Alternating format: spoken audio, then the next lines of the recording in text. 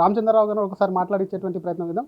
Sir మౌనంగా ఉన్నారు, చాలా రోజుల నుంచి వెయిట్ చేస్తూ ఉన్నాం ఈ ఇష్యూ మీద. ఎందుకు సార్ ఒక్కసారి అంత ఫైర్ కావాల్సి వచ్చింది? మేము చూసాము, లీగల్గా ఒక ప్రక్రియ మొదలైంది.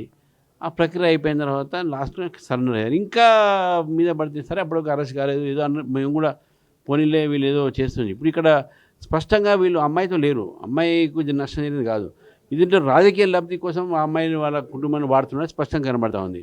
కాబట్టి ఇది మంచిది కాదు రాజకీయాల్లో. ఒక వ్యక్తి కుటుంబం విషయంలో కానీ ఇంకో అమ్మాయి విషయంలో కానీ దీన్ని రాజకీయ ఇదేనా రాజకీయము? రైతులు చనిపోతూ ఉన్నారు, వాళ్ళ గురించి మాట్లాడరు, విద్యార్థులకు ఫీజులు అవడం వాటి గురించి మాట్లాడరు.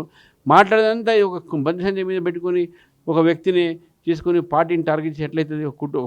ఒక వ్యక్తి కుటుంబంలో తప్పు చేస్తే తప్పకుండా ఆయన నిరూపించబడితే తప్పకుండా శిక్ష అర్హతలు. కానీ దానికన్నా ముందే మీడియా ట్రయల్ చేసి పోస్టర్ అటుకిచ్చి మెట్రోలలో ప్యాంప్లెట్ ఇచ్చుకుంటే ఇదేంటి అసలు ఈ నాటకము? మీకు డబ్బు ఉందని, మీ యూట్యూబ్లో మీ పేరులో ఉన్నాయని, మీ సోషల్ మీడియా స్ట్రాంగ్ ఉందని చెప్తే ఎట్లయితుంది? కాబట్టి చాలా పొరపాటు. ఇటువంటి ఒక పనులు బీఆర్ఎస్ మానుకోవాలి. ఏదంటే రాజకీయం చేయమని చెప్పండి. ఇది కేవలం ఏంటంటే ప్రజల్లో ఒక దృష్టి మళ్లించడానికి, ఏది ఫార్ములా కేసులతోని కాళేశ్వరంతో దృష్టి మళ్లించడానికి ఈ ప్రయత్నం చేస్తాం.